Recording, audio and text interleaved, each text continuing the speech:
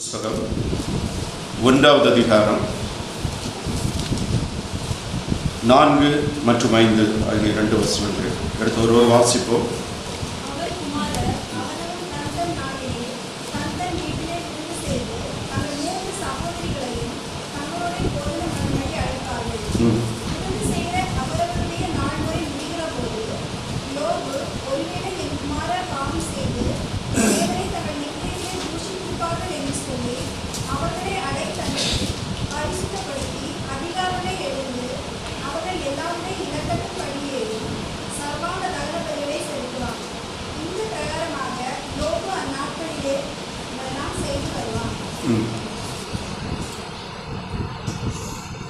விசுவாசியுடைய வாழ்க்கையில பாவம், ரட்சிக்கப்பட்டு கர்த்தரை சார்ந்து வாழ்கிற வாழ்க்கையில மாம்சத்துல நாம் பலவீனர்களாக இருக்கிறோம், பாவத்தன்மையிலிருந்து விடுபடவில்லை என்பதற்கு யோபுவனுடைய வாழ்க்கை ஒரு மிகவும் சாட்சியாக, ஒரு மாதிரியாக இருக்கிறது.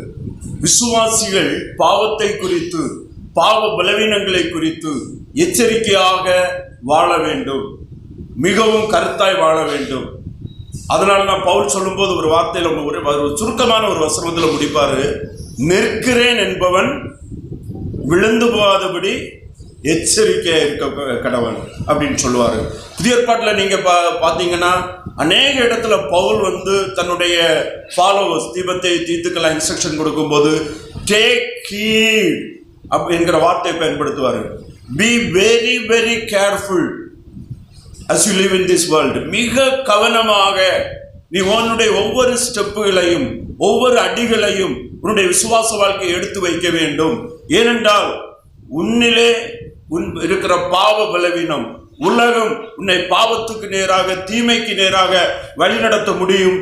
பிசாசனுடைய தூண்டுதல், நாம் பாவத்துக்கு இடம் கொடுக்கும் போது பிசாசு நாம் கர்த்தரை விட்டு அதிகமாக தூரத்தில் கொண்டு போக முடியும் என்கிறதில் எச்சரிக்கையா இருங்கள், கவனமா இருங்கள், ஜாக்கிரதையா இருங்கள் என்கிறதான எச்சரிப்பை நாம் பவுலுடைய நிருபங்கள்ல அடிக்கடி நம்ம பார்க்க முடியும். யோபு யாரு? தேவனால் உத்தமன் என்று சாட்சி பெற்றவர். மனிதனால் அல்ல, மனிதனுடைய சாட்சி அல்ல. தேவன் யோபுவை குறித்து சொல்லுகிறாரு. அதான் நீங்க 7 இல்லை 8 வசனங்களை ஒரு வாசிப்போம்.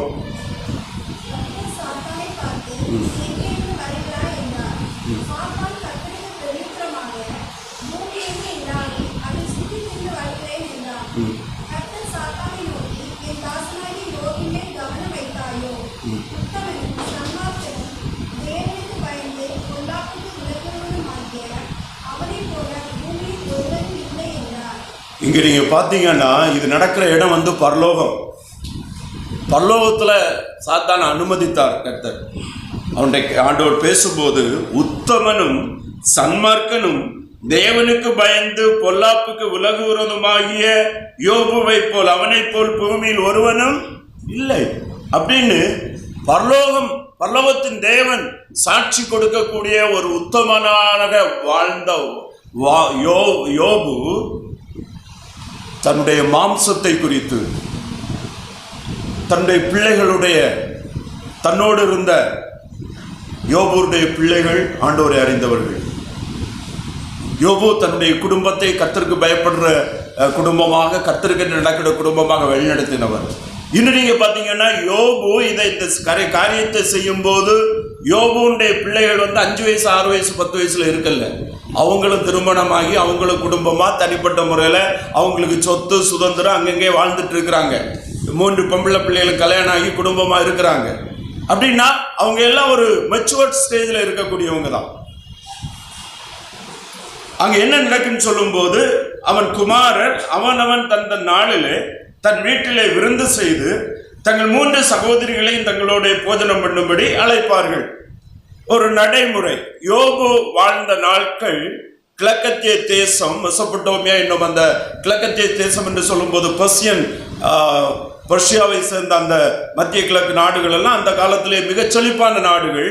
யோபுனுடைய காலம் அநேக செல்வங்கள் செழிப்புகள் ஆடு மாடுகள் இருந்தது. குறிப்பாக யோபு மிகுந்த செல்வந்தனாக இருந்தான் என்று வேதத்திலே நாம் பார்க்க முடியும். அவனுக்கு ஆஸ்திகள், சொத்துகள், ஆடு மாடுகள், ஒட்டகங்கள், ஒரு பெரிய செல்வந்தனாக இருந்தார் என்பதை நம்ம பார்க்க முடியும்.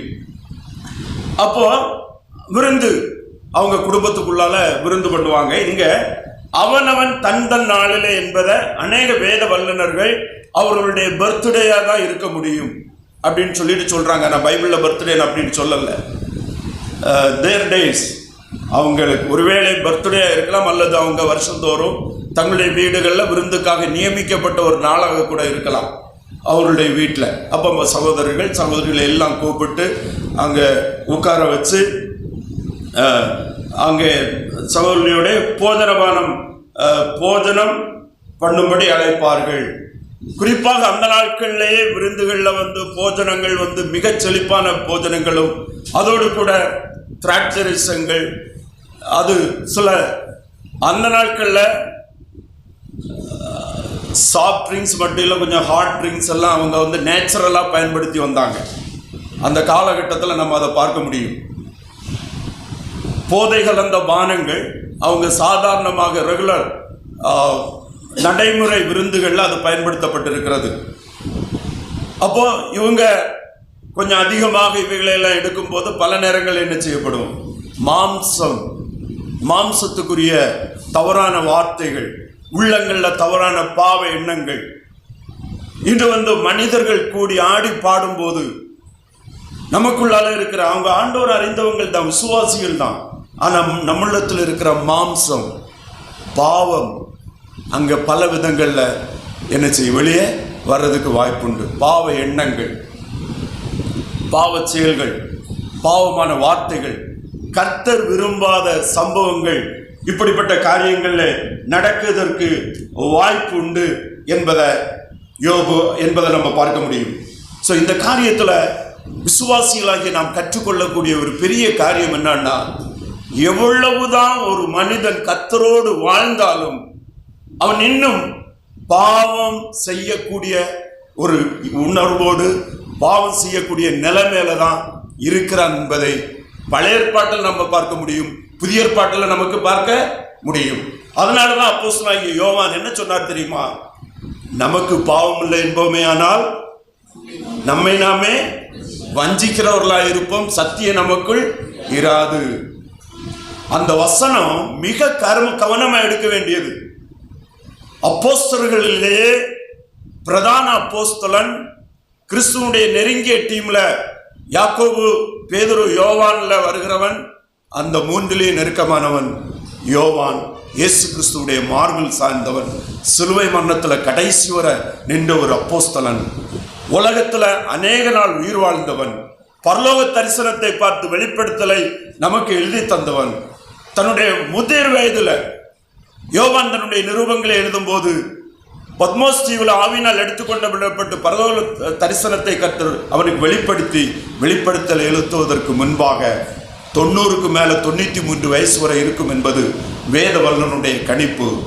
அந்த 90க்கு மேலே வயசுல யோவான் சொல்லும்போது, அப்படி கர்த்தரோடு நெருக்கமாய் வாழ்ந்த ஒரு பரிசுத்தவான் சொல்லும்போது என்ன சொல்லுகிறார், நமக்கு பாவம் இல்லை என்போமே. If we say that we have no sin, நமக்கு இன்றைய அநேகர் உலகத்தில் தங்களை பரிசுத்தவான் என்று காட்டுறாங்க.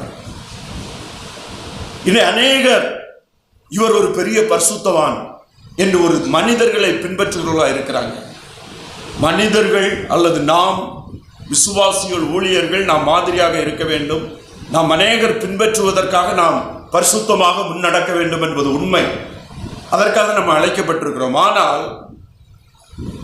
நாம் ஆண்டவருடைய பார்வையில் இந்த மாம்சத்திலிருந்து நம்முடைய ஜீவன் எடுக்கப்படும் வரையிலும் பாவ பலவீனங்களோடு, பாவ உணர்வுகளோடு, பாவ பலவீனத்தோடு தான் நாம் வைக்கப்பட்டிருக்கிறோம் என்கிற உண்மையை யார் என்ன செய்யக்கூடாது, மறந்துவிட கூடாது. கர்த்தருக்காக பரிசுத்தமாய் வாழ்ந்து அநேகரை கர்த்தருக்கு நேராக வழிநடத்தின மாதிரியான தேவ மனிதர்களை கிறிஸ்தவ சரித்திரம் நமக்கு முன்வைக்கிறது. ஆனால் வேத வசனத்தின்படி ஆவியில் நிறைந்திருந்த எந்த மனிதனும் தங்களை நாங்கள் பரிசுத்தவான் என்று சொல்ல மாட்டார்கள். ஏனென்றால் வேதத்தினுடைய பார்வை நீதிமான் ஒருவனும் இல்லை. மாம்சத்தின்படி வேதத்தினுடைய ஆவியானவர் கொடுக்கிற உணர்வின் அடிப்படையில் பார்க்கும்போது எந்த பாவம் செய்யாதபடி நன்மையை செய்யத்தக்க நீதிமான் ஒருவனும் உலகத்தில் இல்லையே. ஆனால் விசுவாசிகளை நாம் கிறிஸ்து இயேசுவுக்குள் நீதிமான்களாக்கப்பட்டிருக்கிறோம், பரிசுத்தமாக்கப்பட்டிருக்கிறோம், அவருடைய பிள்ளைகளாக இருக்கிறோம். இது புதிய ஏற்பாட்டில் மாத்திரமல்ல, பழைய ஏற்பாட்டின் பரிசுத்தவான்களும் உணர்ந்த உண்மை. உத்தமனும் நல்லவனும் கர்த்தருக்கு பயந்து தீமையை விட்டு விலகுகிறதுமாகிய தேவனுக்கு பயந்து பொல்லாப்பை விலகுகிறதுமாகிய அவனை போல் பூமியில் ஒருவனும் இல்லை என்று பரலோகம் சாட்சி சொல்லுகிறது. ஆனா அந்த யோபு சொல்லுகிறான், இந்த சூழ்நிலை, என்னுடைய பிள்ளைகள் குடும்பம் கூடி அவங்க மகிழ்கிற இந்த சூழ்நிலை நிச்சயமாக அவங்களுடைய செயல் மூலமாக இல்லாட்டு உள்ளத்திலாவது. யோபு நினைக்கிறான், ஒருவேளை குமாரர் பாவம் செய்து தேவனை தங்கள் இருதயத்தில் பொல்லாப்பான எண்ணங்கள், பெருமையான எண்ணங்கள், கர்த்தர் விரும்பாத காரியங்கள் அவருடைய உள்ளத்தில் வந்திருக்கும். நான் அதற்காக பரிகாரம் செய்ய வேண்டும் என்கிற ஒரு நிலைமைக்கு வருகிறார் என்பதை நம்ம பார்க்க முடியும்.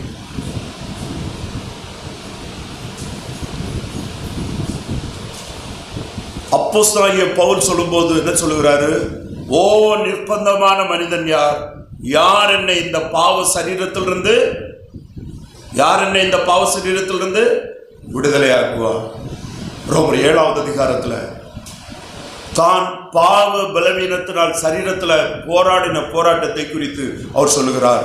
ஆனால் பவுல் ஒரு 100க்கு 100 கர்த்தருக்காக பரிசுத்தமாய் வாழ்ந்த மனுஷன். பவுலை மட்டும்தான் பரிசுத்தாவியானவர், நான் கிறிஸ்துவை பின்பற்றுகிறது போல நீங்கள் என்னை பின்பற்றுவர்களா இருங்கள் என்று பவுல் சொன்னார். கிறிஸ்துவை பார்த்து பரிபூர்ணமாய் பின்பற்றி ஒரு சாட்சியை வைத்து போன பவுல் சொல்லுகிறாரு. பவுல் ஆனால் தனக்குள்ளால் அவருடைய ஆவின் உணர்வுள்ள எண்ணம், நான் நிர்பந்தமான பலவீனமான குறைவுடைய எல்லா மனிதர்களைப் போல பாவ பலவீனங்கள் எனக்குள்ளாலும் இருக்கிறது என்பதை வெளிப்படையாக உணர்ந்து கொண்ட ஒரு அப்போஸ்தலனாகிய பவுலுடைய ஒரு வெளிச்சத்தை நம்ம பார்க்க முடியும். ஸோ இங்கே நம்ம பார்க்கும்போது யோபு கர்த்தருக்கு முன்பாக தன்னுடைய பலவீனங்களையும் தன்னுடைய பிள்ளைகள் இந்த சூழ்நிலைகளில் பாவ பலவீனம் உடையவர்கள் பாவம் செய்திருக்க முடியும் என்கிறத ஒப்புக்கொள்ளுகிறதான காரியத்தை நம்ம பார்க்கிறோம். பெற்றோர் நம்ம பிள்ளைகளை வளர்க்கிறோம். இந்த காலம் நமக்கு ஒரு பொருளாதார நிறைவு, குறிப்பாக கன்னியாகுமரி மாவட்டத்தில் இருக்கிற யாருக்குமே சாப்பாட்டுக்கு பஞ்சம் கிடையாது. ஒரு காலத்தில் நாங்கள் எல்லாம் வாழ்ந்த அந்த காலத்தில் போராடினாங்க சாப்பாட்டுக்கு. இன்னைக்கு நமக்கு பெரிய அளவில் யாருக்குமே சில கஷ்டங்கள் இருக்குது, ஆனாலும் சாப்பாட்டுக்கு அடிப்படை தேவைகளுக்கு பெரிய பிரச்சனைகள் கிடையாது. இப்போ எல்லாருமே பிள்ளைகளை ஒரு ஒரு காம்படிட்டிவ் எஜுகேஷனில் உயர்த்தி எப்படியாவது நல்ல முறையில் கொண்டு வரங்கிற எண்ணம். அநேக பெற்றோர் பிள்ளைகள் ஏன் பிள்ளை நல்ல பிள்ளை அப்படி ஒரு கான்செப்டை வச்சிருக்கிறாங்க. என் பிள்ளை தப்பு பண்ண யாரும் தங்களுடைய பிள்ளைகளை குறித்து இன்றைக்கு ஸ்கூலில் ஆசிரியர்கள் கூட பிள்ளைகளுடைய குறைவுகளை சொன்னால் உடனே பேரண்ட்ஸ் போய் நீங்கள் எப்படி என் பிள்ளையை பற்றி இப்படி பேசலாம் அப்படின்னு அவங்களிடத்துல கேள்வி கேட்கக்கூடிய நிலைமையில் இருக்கிறாங்க. அப்போ இன்னைக்கு ஸ்கூல்ல எல்லாம் ஆசிரியர்கள் கிடந்து தலையை போட்டு உடைக்கிறாங்க, என்னடா செய்கிறது அப்படின்னு சொல்லிட்டு. ஏன்னா பிள்ளைகளை தண்டிக்க முடியாது, ஏதாவது ஒரு குற்றத்தை சொல்ல முடியாது, பேச முடியாது. அவங்களுடைய ஹையர் அதாரிட்டிஸ், ஏன்னா ஸ்கூல் பிஸ்னஸ்ஸு, பிள்ளைகளை ஏதாவது காயப்படுத்தி பேசிட்டா பிள்ளைகளை டீசி வாங்கிட்டு போயிடறாங்க ஸ்கூலுக்கு. அவங்க மேலே இருக்கவங்களை குட்டுவாங்க, பெற்றோர்களை கண்டு பயப்படணும். எப்போ யார் என் பிள்ளைய பற்றி நீ இப்படி திட்டதுக்கு என்ன, இல்லை இப்படி பேசுறதுக்கு என்னன்னு பஞ்சாயத்து பண்ண வருவாங்க அப்படின்னு போராடிட்டு இருக்காங்க ஆசிரியர்கள். குறிப்பாக தனியார் ஸ்கூல்லையும் கவர்மெண்ட் ஸ்கூல்லையும் இதான் நிலைமை. பெற்றோர் தங்களுடைய பிள்ளைகளுடைய தவறுகளை புரிந்து கொள்வதற்கோ, என்னுடைய பிள்ளை தவறு செய்யக்கூடியவன் என்பதை உணர்ந்து கொள்வதற்கோ இன்றைக்கு இருக்கிறவங்க ஆயத்தம் இல்லை. அது ஒரு பெரிய தவறான பார்வை. நம்முடைய பிள்ளை மட்டும் இல்லை, எல்லா பிள்ளையும் என்ன செய்யும், தப்பு பண்ணும். இன்னும் நீங்க புரிஞ்சுக்கிடுங்க, பிள்ளைகள் முதல்ல தப்பத்தான் பண்ணுவாங்க. பிள்ளைகள் எதைத்தான் பண்ணுவாங்க, தப்பதான் பண்ணுவாங்க. அதான் அவங்களுடைய நேச்சர். பாவ பலவீன உணர்வுகளை தான் பிள்ளைகள் முதல்ல இன்னசென்டா இருப்பாங்க. அவங்க தப்ப தெரியாம பண்ணதற்கு கொஞ்சம் வளரணும். ஒரு 10, 13 வயசு 15 வயசு ஆன பிறகுதான் அவங்க தப்புகளை தவறுகளை ஒழிச்சு மறைத்து செய்ய முடியும். சின்ன பருவத்தில் அது என்ன செய்யாது, மறைமுகமா பண்ண தெரியாது. பிள்ளைகள் பொய் தான் சொல்ல ஆரம்பிப்பாங்க, பிள்ளைகள் தவறுகள் தான் செய்ய ஆரம்பிப்பாங்க, பிள்ளைகள் எல்லா விதத்திலும் பலவீனமுடையவர்களாக இருப்பாங்க. பெற்றோர் புரிந்து கொள்ள வேண்டும். பெற்றோர் இது அவங்களுடைய அவங்க ஏதோ மார்க்கெட்டில் போய் வாங்கிட்டு நமக்கு எதிராக பிள்ளைகள் தப்பு பண்ணுறாங்கன்னு நினைக்காதுங்க. பிள்ளைகள் பாவ பலவீனத்தினால விழுந்து போய் அதை செய்யக்கூடிய தகுதி உடையவர்களாக தான் இருக்கிறாங்க. அதை பெற்றோர்கள் புரிந்து கொண்டு நாம் அவர்களை அன்போடு சொல்லி கொடுத்து, அடுத்து அன்போடு தண்டித்து கண்டித்து புத்தி சொல்லி ஆலோசனை சொல்லி நல்வழி நடத்தி கர்த்தருடைய வார்த்தையின்படி நாம் பிள்ளைகளை நாம் சின்னதிலிருந்தே வளர்த்து கொண்டு வர வேண்டும். சின்னதானாலும் பெரிதானாலும் திருமணமான பிறகும் நம்முடைய பிள்ளைகளாக இருந்தாலும் சில தவறுகள் அவங்க செய்தாங்கன்னு சொல்லும்போது அதை குறித்து நல்லா ஆராய்ந்து பார்க்க வேண்டும், புரிந்து கொள்ள வேண்டும், ப்ரொடெக்ட் பண்ண வேண்டியதான். பட் அதே டைம்ல உண்மைக்கு மாறாக நம்முடைய பிள்ளைகளை நம்ம என்ன செய்யக்கூடாது, ப்ரொடெக்ட் பண்ண கூடாது. அப்படி பண்ணினா நாம் நம்முடைய பிள்ளைகளை நம்ம நாசப்படுத்துகிறோம் என்று அர்த்தம்.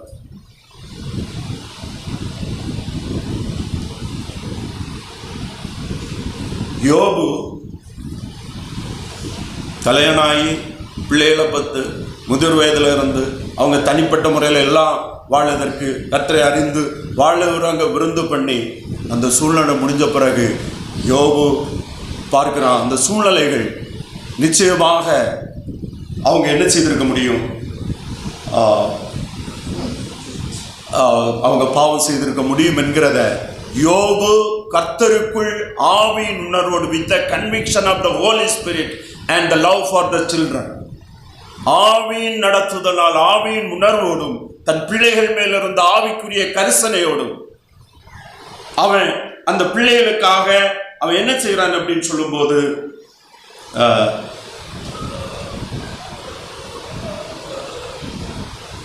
அவன் சர்வாங்க அவன் என்ன செய்கிறான்னு சொல்லும்போது சர்வாங்க தகன பலிகளை செலுத்துவான் அப்படின்னு பார்க்குறோம். இது ஒரு தடவை மட்டும் இல்லை, ஒவ்வொரு முறையும் வருஷந்தோறும் இது அவங்களுடைய இருக்கிற ஒரு சமூக கொண்டாட்டம், அவங்களுடைய குடும்பங்கள் ஒன்றிணைந்து செயல்படுவது.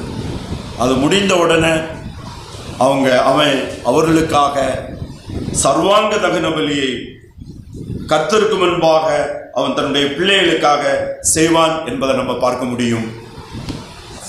யோபு ஒரு ஆவிக்குரிய மனிதன் என்பதற்கு ஒரு பெரிய எடுத்துக்காட்டு என்னன்னா, இந்த சூழ்நிலையிலும் எல்லா சூழ்நிலையிலும் அவன் தன் குடும்பத்தை குறித்த ஒரு ஆவிக்குரிய கரிசனை உடையவனாக காணப்பட்டான்.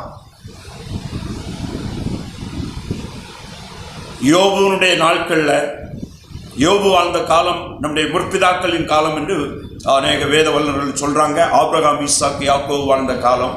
அந்த நாட்களில் மோசேயுடைய காலத்திற்கு முன்பாக குடும்பத்தின் தகப்பன் தான் அந்த ஆவிக்குரிய தகப்பனும் ஆசாரியனுமாக இருந்து பலி குடும்பத்திற்காகவும் பிள்ளைகளுக்காகவும் பலி செலுத்தி கர்த்தரிடத்தில் ஆராதனை பண்ணுகிறது.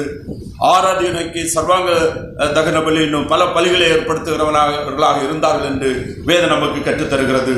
ஸோ யோபு ஒரு ஆவிக்குரிய பொறுப்பை தான் எப்போதுமே உணர்ந்தவனாக இருந்தான். தன்னுடைய குடும்பத்தை குறித்த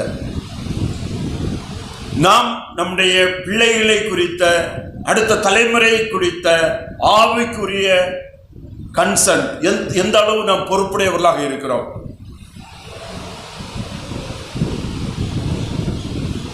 நம்முடைய பிள்ளைகளுக்கு ஆவிக்குரிய முக்கியத்துவங்களை குறித்த சிந்தனை.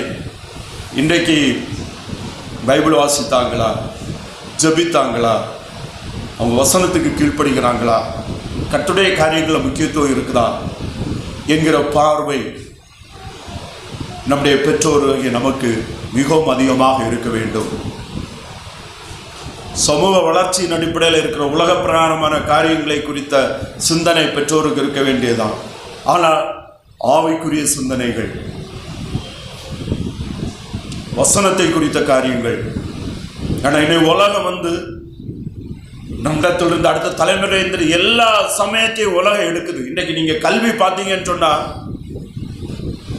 6 மணியிலிருந்து 10 மணி வரை கல்வி. காலையில் 6 மணிக்கு டியூஷனுக்கு போகிறாங்க,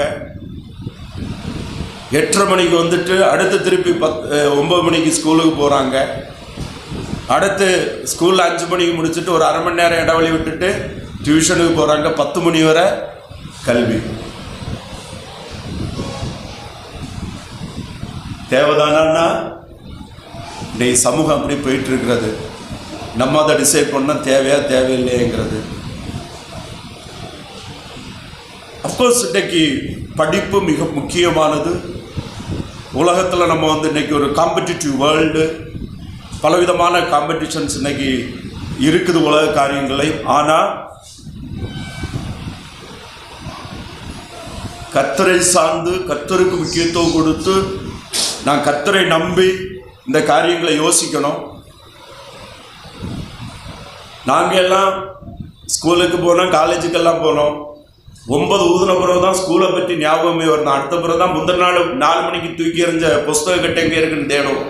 ஆனால் அந்த புஸ்தக கட்டை கொண்டு எறிகிறது ஒரு வாரில் சுற்றி, அதை அங்கங்கே உருட்டி கடவை எல்லாம் போட்டு மறக்கி எடுத்து அது எங்கேயாவது ஒரு இடத்துல முக்கில் போயிடும். அதுக்கப்புறம் அதை தேடி கண்டுபிடிச்சி தூக்கி தோளில் வச்சுட்டு ஸ்கூலுக்கு போனோம். 4 மணிக்கு ஸ்கூல்லேருந்து ஒரு ஓட்டை, வீட்டில் வந்தோடனே கெட்ட தூக்கி ஒரு உருட்டு. இன்றைக்கு நீங்கள் அப்படி படிக்கிறதுக்கு நான் சொல்லலை, படிப்பு முக்கியம்தான். ஆனாலும் கர்த்தருடைய காரியங்களை குறித்த முக்கியத்துவங்கள், கல்வி மட்டும், பணம் சம்பாதிக்கிற ஜாப் மட்டும் அல்லது கல்வி மட்டும் நமக்கு வாழ்க்கைக்கு ஆசீர்வாதமாக அமையாது. நமக்கு நாம் கர்த்தரை சார்ந்த சிந்தனைகளும் வேத வசனங்களும், கர்த்தரை சார்ந்து நாம் தீர்மானங்களை எடுக்கும்படியாக, கர்த்தரை சார்ந்து வாழும்படியான ஒரு விசுவாசமும் பிள்ளைகள் சிறு பருவத்திலிருந்தே அதை பெற்றுக்கொண்டால்தான் அவங்களுடைய எதிர்காலம் கர்த்தருக்குள் நிலைப்பட்டதாக, உறுதிப்பட்டதாக இருக்கும். அதை விட்டு உலகத்தை மட்டும் பார்த்து ஓடினா பணம் அநேகருடைய வாழ்க்கையை அழிக்கிறது, கல்வி அநேகரை அழித்து கொண்டிருக்கிறது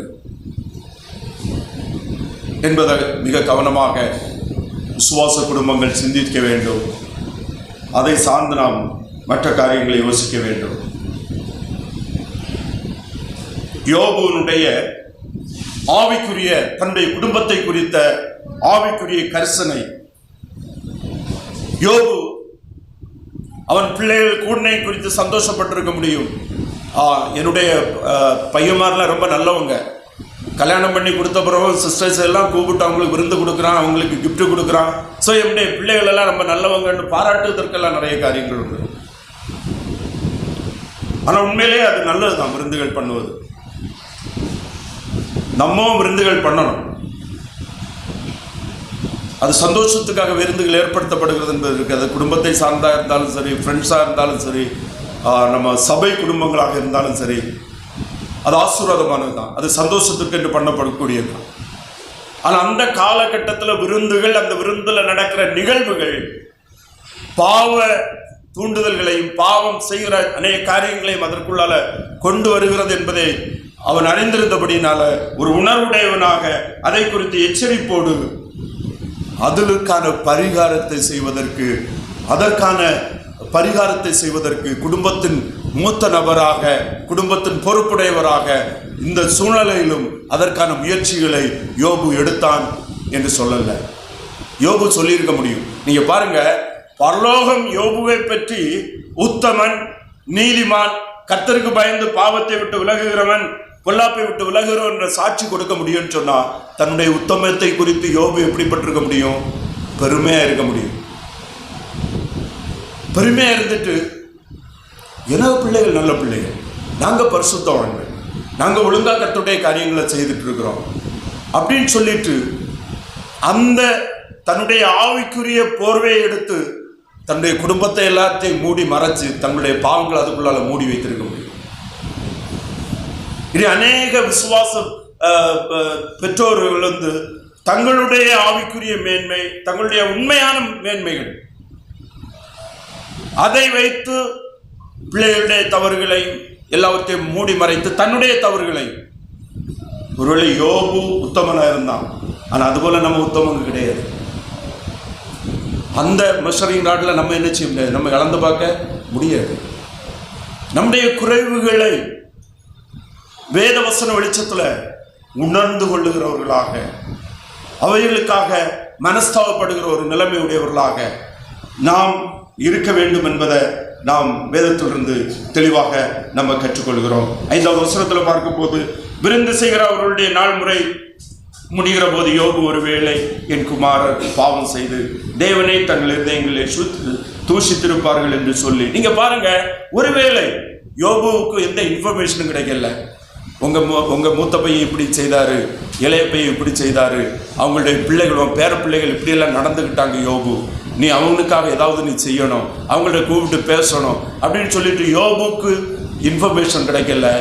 அவனுக்குள்ளால ஒரு எண்ணம், ஒருவேளை மேபி என் குமாரர்கள் பாவம் செய்து தேவனை தங்கள் இருதயத்தில் தூசித்திருப்பார்கள் என்று சொல்லி, அதற்காக கர்த்தர் காட்டின வழியின்படி, கர்த்தர் நியமித்திருந்த முன்வைத்திருக்கிற ஒருவன் பாவம் செய்தால், ஒருவன் தவறுகள் இருந்தால் அதற்காக என்ன செய்ய வேண்டும் என்று கர்த்தர் பழைய ஏற்பாட்டின் காலத்தில் அவர்களோடு உணர்த்தி பேசியிருந்தாரோ அதன்படி அவர்களுக்காக சர்வாங்க தகன பலியை அவன் ஏறெடுக்க ஆரம்பித்தான். அதற்கான பரிகாரம் வேத வசனத்தின்படியான கர்த்தருடைய ஆலோசனையின்படி யோபு செயல்பட்டான். இன்றைக்கு நாம் நம்முடைய பிள்ளைகளுக்கோ அல்லது நம்முடைய நண்பர்களுக்கோ அல்லது நாம் ஜெபிக்கிறவர்களுக்கோ நாம் கரிசனையுடையவர்களுக்கோ இன்றைக்கு கிறிஸ்து இயேசுவுக்குள்ள அப்போஸ்தலர் மூலமாக நமக்கு கொடுக்கப்பட்டிருக்கிற ஆலோசனையின்படி, வேதவசன உண்மையின்படி நாம் அவர்களோடு பேசி அவர்களை கர்த்தருக்கு நேராக கர்த்தருடைய வழியிலே நாம் நடத்துகிறவர்களாக இருக்க வேண்டும். அன்றைக்கு யோபு நாட்கள்ல கர்த்தர் அவர்களுக்கு காட்டியிருந்த முன்வைத்திருந்த காரியம் என்ன என்று இருக்கும்போது, அவர்களுக்காக சர்வாங்க தகன பலிகளை கர்த்தருக்கு முன்பாக செய்ய வேண்டும் என்பது முதலாக அந்த சர்வாங்க தகன பலி யார் செய்தது என்று பார்க்கும்போது, ஆதியாகமம் 8வது அதிகாரம் 20வது வசனத்தை ஒரு வாசிப்போம். ஆதியாகமம் 8வது அதிகாரம் 20வது வசனம்.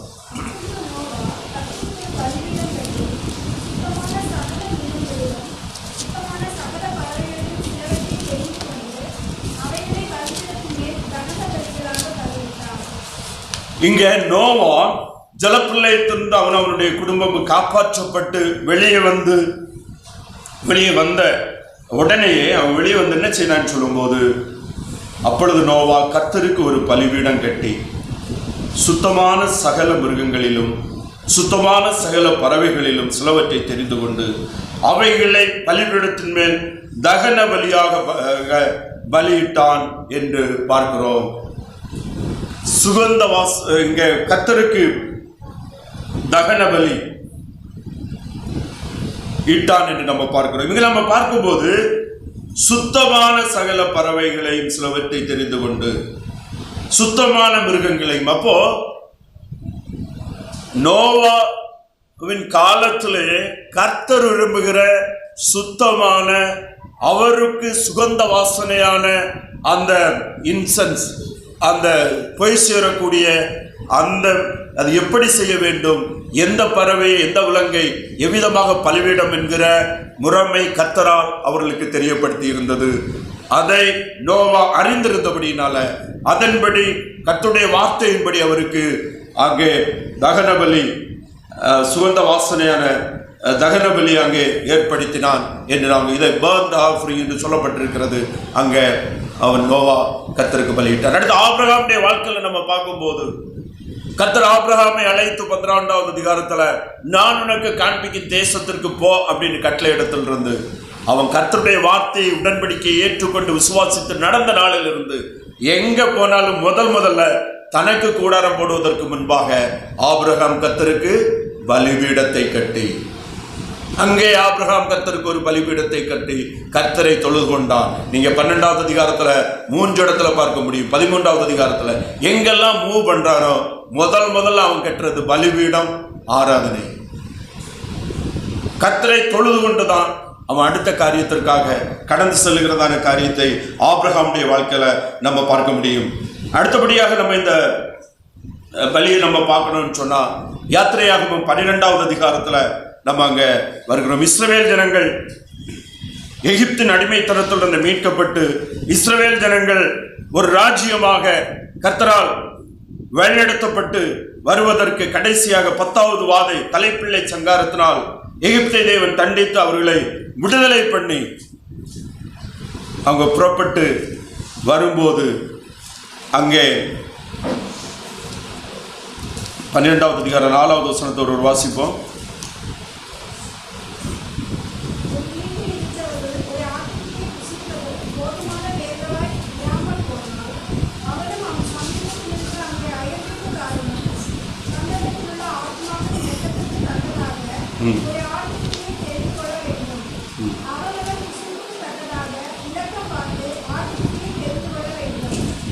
இங்க நம்ம பார்க்கிறோம் இலக்கத்துக்கு தக்கதாக, இலக்கம் பார்த்து. அப்போ இங்க இந்த தகன பலியானது அது எத்தனை பேர் இருக்காங்களோ அது கணக்கு பண்ணி இங்க யோபன் புஸ்தகத்திலே நம்ம பார்க்கும்போது அவர்கள் எல்லாருடைய இலக்கத்தின்படி யோபும் சர்வாங்க தன பலியை செலுத்துவான் அப்படின்னு நம்ம பார்க்கிறோம்.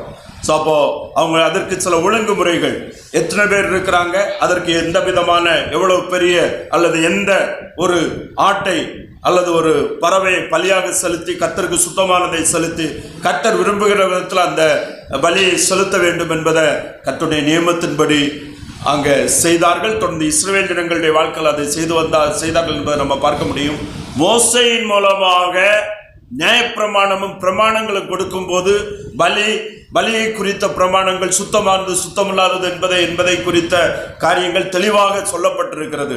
ஆனால் மோசேயுடைய காலத்திற்கு பல நோவாவின் காலத்திலிருந்து அங்கே கர்த்தருக்கு பலி செலுத்தி பாவ நிவாரண பலி செலுத்தி கர்த்தரை ஆராதித்தார்கள் என்பதை நம்ம அங்கே பார்க்க முடியும். அந்த வேத வசனத்தின்படி அவன் அங்கே பலி செலுத்தி ஆராதனை செய்து வந்த ஒழுங்கின்படி இங்கே யோபு தன்னுடைய பிள்ளைகளுக்காக அவன் சர்வாங்க தகன பலி செலுத்தினான் என்று நம்ம பார்க்க முடியும். இன்று நாம் என்ன செய்ய வேண்டும்? இயேசு கிறிஸ்துவிலே விசுவாசமாய் இருக்கிற நாம் கர்த்தருக்கு செலுத்தக்கூடிய சர்வாங்க தகன பலி, சுகந்த வாசனை, கர்த்தருக்கு பிரியமும் ஏற்றதுமான சர்வாங்க பலி செலுத்தும் போது அந்த பலியிலிருந்து வருகிற சுமோக் அது கர்த்தருக்கு ஏற்ற சுகந்த வாசனையாக அதை முகர்ந்து அதை அவருக்கு முன்பாக முகர்ந்து அது அங்கீகரிக்கப்படுகிறதாக நாம் வேதத்தில் பார்க்க முடியும். ஆனால் அதற்கு பின்னால் இருக்கிற சத்தியம் என்ன என்று பார்க்கும்போது பலி செலுத்தப்பட்டாலும் அந்த பலியிலிருந்து எழுப்பி வருகிறதான அந்த புகை சுகந்த வாசனையாக கர்த்தருக்கு ஏற்றுக்கொள்ளக்கூடியதாக முகர்ந்து கொண்டாலும் அதற்கு பின்னால் இருக்கிறது விசுவாசமும் கீழ்ப்படிதலும், faith and obedience. அவங்க கர்த்தர் கொடுத்த நியமத்தின்படி கீழ்ப்படிந்து கர்த்தர் கொடுத்த நியமத்தை விசுவாசித்து கீழ்ப்படிந்து அந்த நாட்களிலும் அந்த விசுவாசத்தினால் கிருபையினால் பாவ மன்னிப்பும் கிருபையினால் பரிகாரங்களும் தேவன் தருகிறார் என்பதை விசுவாசித்து அவர்களுக்கு நியமித்திருந்த அந்த பலிகளை கர்த்தருக்கு முன்பாக ஏற்படுத்தினார்கள்.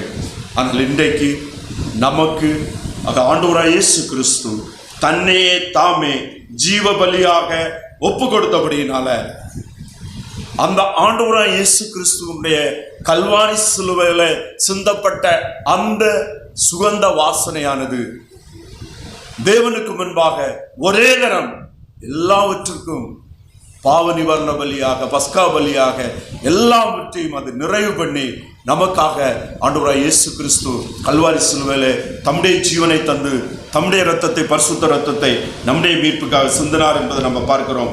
எபிரேயர் 10வது அதிகாரம் 5 to 10 வரை உள்ள வசனங்களை ஒரு வாசிப்போம்.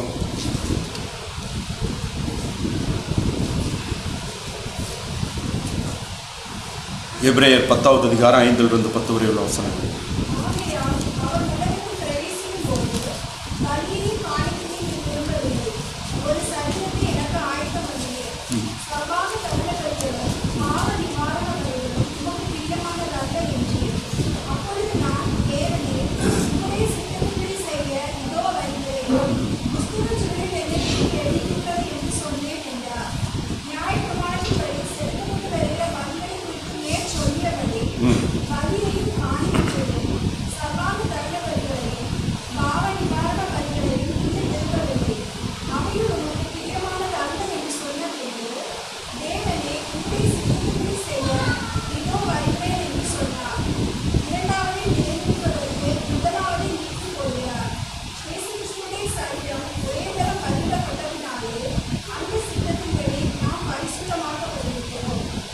இங்கே நீங்க பார்த்தீங்கன்னு சொன்னா, நமக்காக ஒரே தரம் கல்வாரி சிலுவையில தன்னுடைய ஜீவனை ஜீவபலியாக ஒப்பு கொடுத்த ஆண்டவராய் இயேசு கிறிஸ்துவுக்குள் நாம் பாவத்திலிருந்தும் பாவத்தின் தண்டனையிலிருந்தும் விடுதலையாக்கப்பட்டிருக்கிறோம்.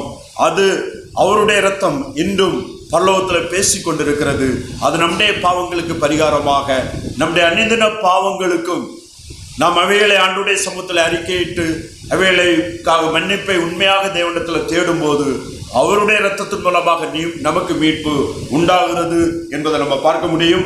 10வது வசனத்துல இயேசு கிறிஸ்துவினுடைய சரீரம் ஒரே தரம் பலியிடப்பட்டதினாலே அந்த சித்தத்தின்படி நாம் பரிசுத்தமாக்கப்பட்டிருக்கிறோம். அந்த சித்தத்தின்படி இயேசு கிறிஸ்து கல்வாரி சிலுவையிலே மரிக்கும் போது அந்த மரணத்தை குறித்த தேவனுடைய சித்தம் என்ன? அதான் அந்த சித்தம். அவரை விசுவாசத்தை ஏற்றுக்கொள்வருடைய பாவ மன்னிப்பு உண்டாவது, அவரை விசுவாசிக்கிறவன் நித்திய ஜீவனை பெற்றுக்கொள்வது. அவரை பெற்ற விசுவாசத்தினால் நாம் பரிசுத்தமாக்கப்பட்டிருக்கிறோம். பரிசுத்தமாக்கப்படுவோம் அல்ல, பரிசுத்தமாக்கப்படுகிறோம் அல்ல, பரிசுத்தமாக்கப்பட்டிருக்கிறோம். இயேசு கிறிஸ்துவுக்குள் பரிசுத்தமாக்கப்பட்டிருக்கிறோம். தேவனுடைய பார்வையில உலகத்துல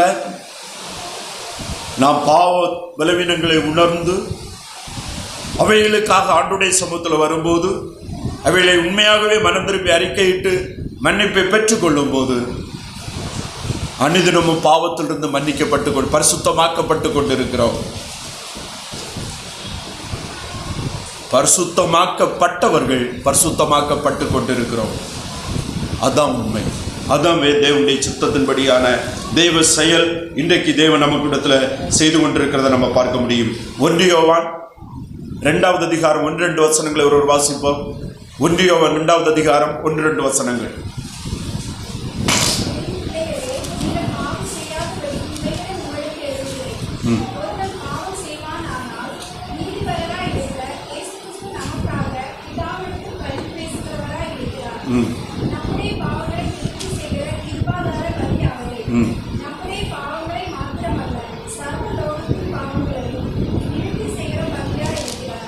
பாருங்க, என் பிள்ளைகளே, நீங்கள் பாவம் செய்யாதபடிக்கு இவைகளை உங்களுக்கு எழுதுகிறேன். ஒருவன் பாவம் செய்வானான. இது முரண்பாடா இல்லை. பாவம் செய்யக்கூடாது, ஆனா நீ என்ன செய்வ? பாவம் செய்வ. ஒருவன் பாவம் செய்வானால் நீதிபதியாகிய கிறிஸ்து நமக்காக பிதாவிடத்தில் பரிந்து பேசுகிறவராயிருக்கிறார். நம்முடைய பாவங்களை நிவர்த்தி செய்கிற கிருபாதார பலி அவரே. நம்முடைய பாவங்களை மாத்திரமல்ல, சர்வ லோகத்தின் பாவங்களையும் நிவர்த்தி செய்கிற பலியாயிருக்கிறார்.